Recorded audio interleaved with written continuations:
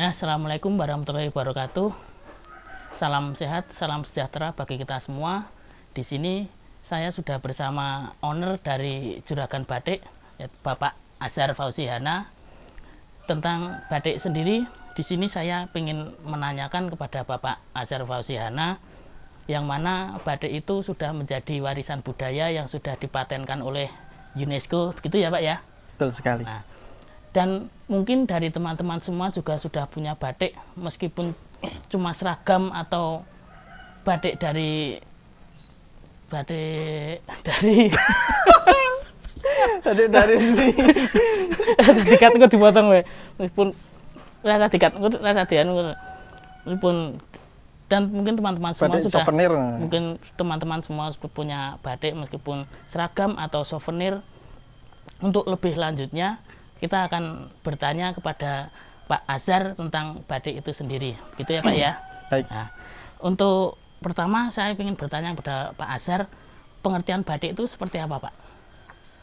Oh ya, jadi nanti kita akan bahas mengenai batik. Ya. Batik itu apa, kemudian nanti jenis-jenisnya apa aja, teknik pembuatannya gimana, kemudian alat bahan. Nanti kita akan membahas tentang itu ya Mas ya. Ya, karena alat bahan itu penting Pak untuk membuat batik bagi pasal teman-teman atau masyarakat awam yang belum tahu tentang batik itu sendiri ya Pak ya. Nah, untuk pengertian sendiri seperti apa Pak batik Baik, itu Pak? yang pertama saya akan menjelaskan tentang pengertian batik sendiri ya. Nah, batik itu kalau di teori, di buku-buku itu saya pernah baca, yaitu ngembat setitik. Ada lagi yang menyebutnya ombo turnite. Ngembat setitik itu maksudnya membuatnya sedikit-sedikit. Kemudian kalau ombo nite itu bidangnya kan lebar ya itu ya. Kayaknya lebar, kemudian dibikinnya melalui teknik titik-titik dan lain sebagainya. Tapi itu sekedar pengertian menurut teori ya Mas ya. Tapi yang dimaksud batik sendiri itu yang jelas, yang terpenting adalah harus melalui tiga teknik, yaitu pencantingan, kemudian pewarnaan, kemudian pelorotan. Nah, pencantingan sendiri itu harus menggunakan malam atau lilin yang panas, bukan lilin dingin ya. Karena sekarang kan udah ada teknik menggunakan malam dingin atau lilin dingin. Itu seperti seperti sablon lah, kayak gitu. Kemudian pewarnaan harus melalui teknik pewarnaan. Pewarnaannya itu bisa dicelup, bisa diusap, kemudian bisa di spray, di beras itu, kompresor itu Pak ya. Semprotan itu. Nah, kemudian harus melalui pelorotan, yaitu menghilangkan lilin yang sudah ditorehkan tadi. Nah, pelorotan itu yaitu direbus ya. Jadi kain yang sudah dicanting, diwarna, kemudian dilorot atau direbus supaya nanti lilinnya akan hilang. Kemudian kain itu sudah siap pakai, siap jual. Seperti itu sederhananya seperti itu. Untuk alatnya sendiri mungkin seperti apa Pak? Untuk butuhkan untuk pemula dulu. Untuk pemula. Untuk alat, nah, membuat batik itu harus ada alat, harus ada bahan. Nah, untuk alat sendiri, alat untuk membatik itu banyak sekali Mas. Tapi ada alat yang khusus, yaitu canting. Tahu canting? Tahu Pak, canting. Nah, canting itu ada ya, canting untuk menulis. Kemudian kalau cap ya nanti ada canting cap. Nah, kalau untuk canting tulis seperti ini Pak ya, maaf saya potong ini. Ini untuk ngecap ini Pak ya. Nah, itu alat untuk ngecap atau disebut canting cap untuk membuat batik dengan teknik cap. Seperti ini. Seperti itu. Kemudian kalau batik tulis, nah ini kebetulan di sini juga ada ini. Ada. Nah, ada canting, contoh canting. Ini canting untuk membuat batik tulis Mas. Nah, canting itu banyak sekali yang canting tulis ini. Sesuai dengan fungsinya. Jadi kalau kita mau membatik, untuk membatik motif utama itu kita menggunakan canting ya dinamakan canting klowong. Canting klowong yaitu canting yang lubangnya sini, lubangnya itu sedang, enggak terlalu besar dan tidak terlalu kecil. Sedang itu untuk membatik motif yang utama yang sudah dipola. Nah, kemudian ada lagi untuk nitik itu namanya canting cecek. Kemudian untuk ngeblok itu namanya canting tembokan. Seperti itu. Nah, untuk pembuatan motif sendiri itu sebelum dicanting di kain itu seperti apa, Pak? Apakah kita membuat gambar dulu di kertas, apa langsung digambar di kain atau bagaimana, Pak? Oh, begitu. Jadi untuk membuat batik tulis, khususnya tulis ya Mas ya. Ya. Itu pertama kita membuat motif, membuat pola di kertas sesuai dengan keinginan kita. Ya. Kemudian setelah di pola di kertas sudah selesai ya Mas itu. Ya. Kemudian langkah selanjutnya yaitu kain yang masih polos, masih putih itu dijiplakkan di atas kertas tadi yang sudah disiapkan tadi. Jadi kertasnya ditaruh di bawah kain itu Pak ya? Di bawah kain, kemudian atasnya ditaruh itu kainnya tadi, kemudian dijiplak menggunakan pensil. Setelah itu baru dicanting. Dicanting, tapi nanti nggak harus semua juga mulanya. Maksudnya untuk isen-isen nanti bisa dicanting langsung. Jadi nggak perlu dipola. Maksudnya dicanting langsung itu tidak ada motifnya yang di kertas, apa langsung diiseni langsung atau bagaimana Pak? Bisa nggak usah dipola di kertas, bisa nggak usah dijiplak di kain. Jadi nanti pas proses nyanting itu namanya ngengreng Mas. Kalau nggak ada motifnya, nggak ada polanya, itu namanya ngengreng. Ngengreng itu sesuai dengan keinginan kita. Jadi misalnya motif udah dibatik selesai, kemudian mau ditambah motif isian apa gitu sesuai keinginan kita, nanti kita langsung aja pas nyanting itu diceceki atau dikasih sawut itu garis-garis itu. Nah, seperti itu nggak usah dipola. Nah, ini kan di sini ada banyak sekali contoh batik Pak. Ada di sini juga ini yang cap dan yang tulis itu seperti apa Pak? Dan bedanya itu apa? Baik. Sebelum nanti saya kasih contoh ya Mas ya. Saya kasih pengertian dulu atau contoh misalnya apa aja tuh sih dimaksud batik ini apa wae itu? Kayak gitu. Nanti kita akan jelaskan. Saya jelaskan ya Mas ya. Jadi batik itu ada 3 jenis Mas. Sebetulnya ada 3 jenis. Cuma 3 jenis saja. Yang pertama yaitu batik tulis. Batik tulis. Kemudian batik cap. Batik cap, ada batik cap. Kemudian kombinasi antara tulis dan cap tadi. Selain itu bukan batik walaupun motifnya motif batik. Misalnya kain printing atau sablonan atau sketsa atau foto, walaupun itu motifnya motif batik, tapi kalau tidak melalui proses yang tadi, yang 3 tadi, itu tidak termasuk batik. Berarti Mas. bisa dikatakan batik itu kalau melalui proses-proses dari awal menggambar, dari membuat motif, terus pencantingan itu ya Pak ya? Ya, yang saya sebutkan itu 3 tadi loh Mas ya. Yang mencanting, mewarna, sama melorot tadi. Kalau tidak melalui 3 itu bukan termasuk batik. Saya kasih contohnya Mas sekarang untuk batik tulis dulu ya.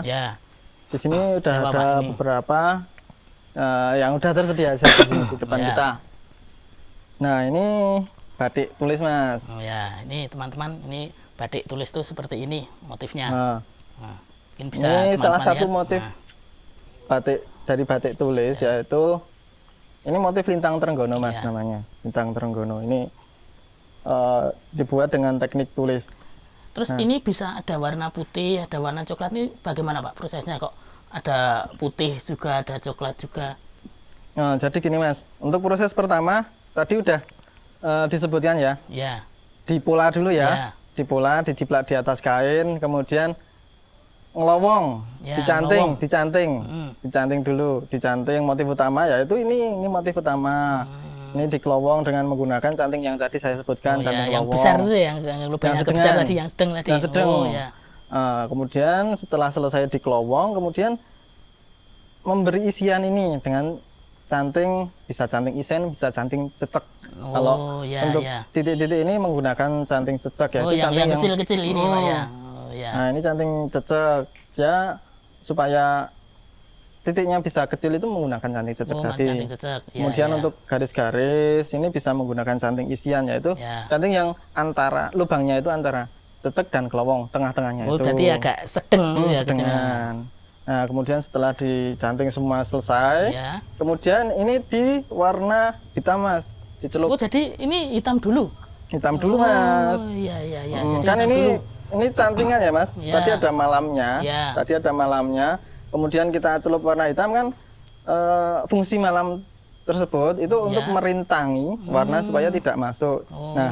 Jadilah tercipta motif yang kita inginkan ini. Nah, udah selesai di warna hitam, kemudian dilorot.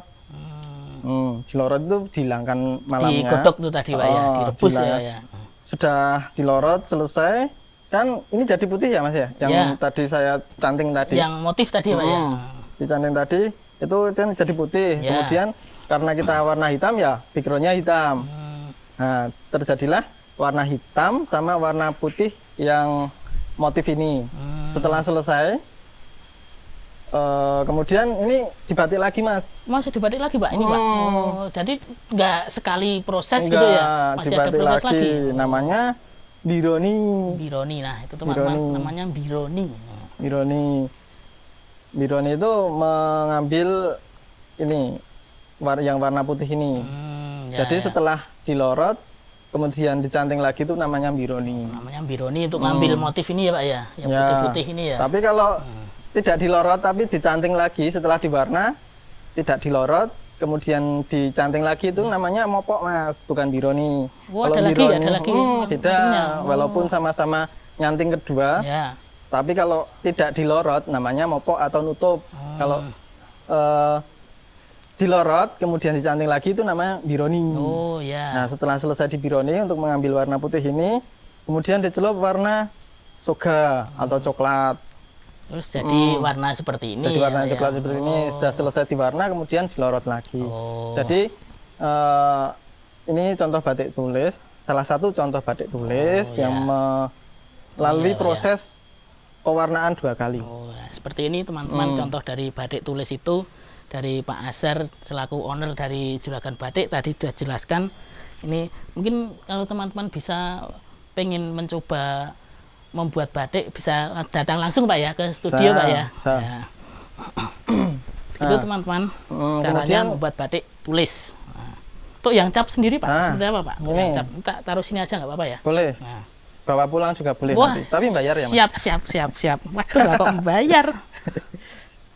Nah, ini batik contoh batik cap Mas. Simple ya malan ya? Ya, ini karena motifnya simple. Kalau tekniknya juga simple. Ini tekniknya sama seperti tulis, harus dikasih tulisan atau langsung cuma? Mas, beda Mas. Ini beda. Capnya tadi dicap atau beda. bagaimana Pak? Jadi motifnya itu udah tercipta di capnya. Jadi cap ini kan sebagai alat membuat motif ya Mas. Jadi capnya ini udah motif, udah terbentuk motif. Ini untuk bahan sendiri apakah sama seperti canting ini atau apa Pak? Bahannya untuk membuat cap ini? Kalau untuk cap itu menggunakan tembaga Mas. Sama seperti yang kalau canting itu ada yang tembaga, ada yang kuningan. Ini kuningan berarti. Kalau itu kuningan. Kenapa kok pakai tembaga? Karena ini kan bisa menyimpan panas lebih lama ya Mas ya. Jadi nanti untuk mengecap itu kita ambil malam di loyang atau di wajan itu, kemudian dibawa ke kain itu kalau pakai tembaga seperti ini dia tetap panas. Dibawa ke sini sampai sini tetap masih panas. Beda lagi nanti kalau ada cap yang menggunakan kayu. Ada juga cap dari kayu ada. Menggunakan kayu ada, dari kertas ada itu. Biasanya sebelum dibawa ke sini udah kering ya. Udah kering. Jadi kayak lilin lah ya. Nah, itu harus lihai supaya tetap tembus. Nah, ini ya Mas ya, ini salah satu batik cap. Pewarnaannya cuma sekali Mas. Cuma sekali? Beda ya Mas? Sekali. Beda, ini kan 2 kali tadi, kalau ini sekali. Jadi ini dicap, Ya. Sudah selesai dicap, kemudian dicelup warna, kemudian dilorot, udah selesai.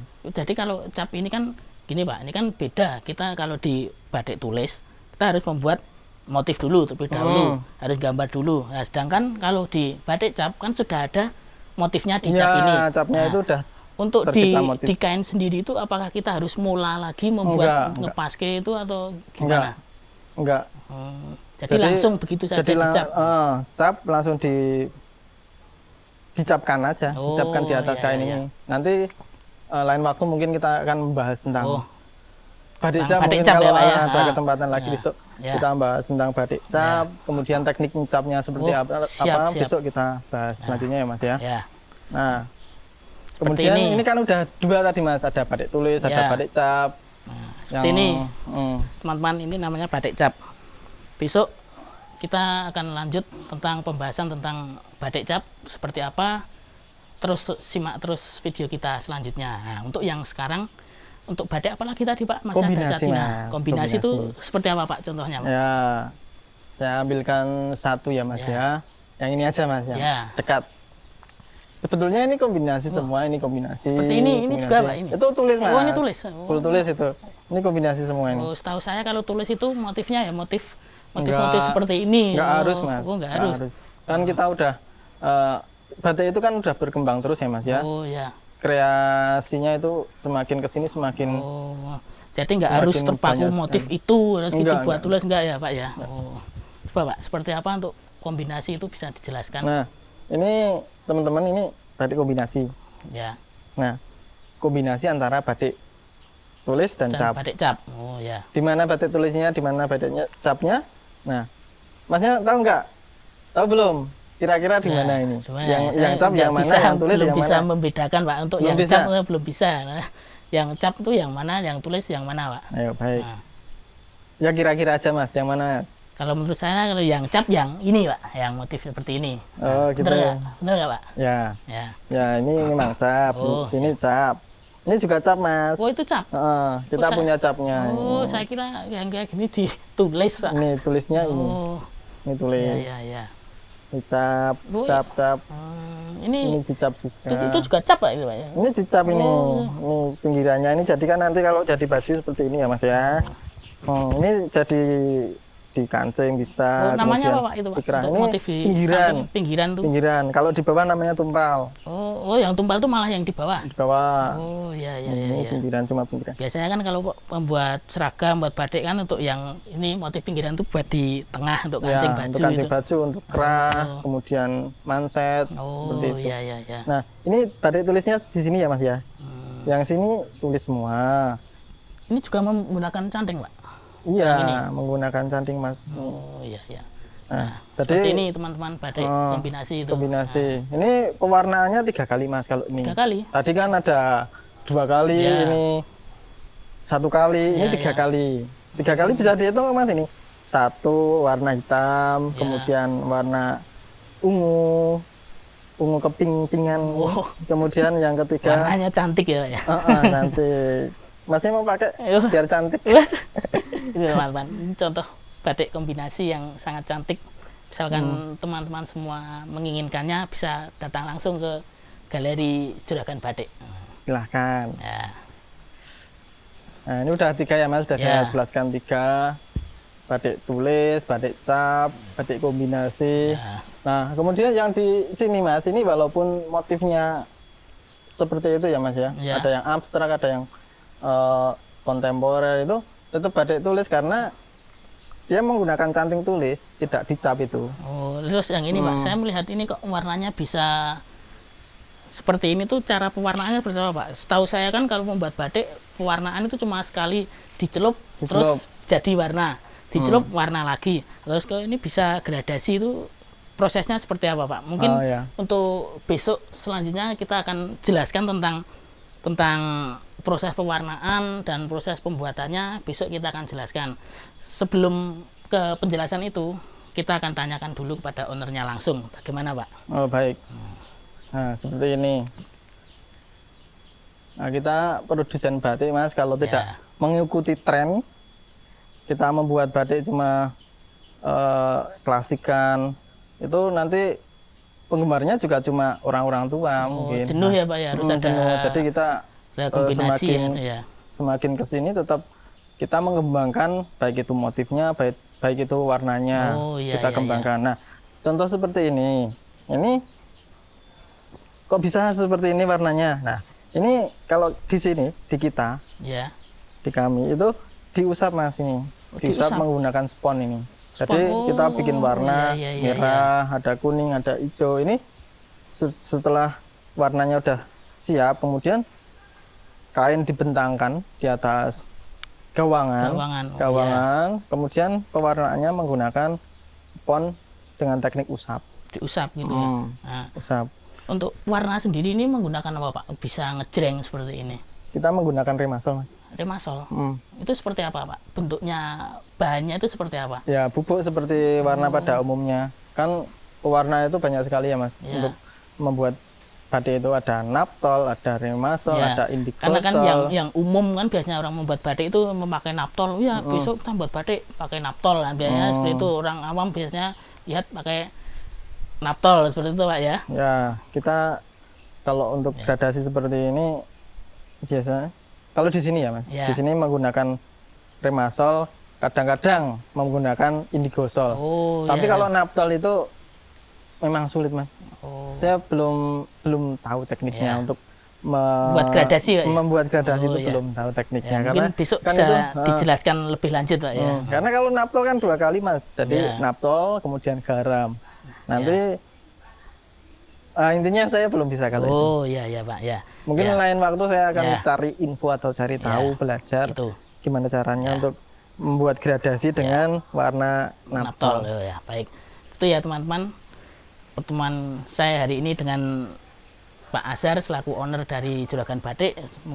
Kita sudah mengetahui banyak sekali tentang pengertian batik sendiri itu seperti apa dan prosesnya seperti apa. Contoh-contoh batiknya juga seperti apa.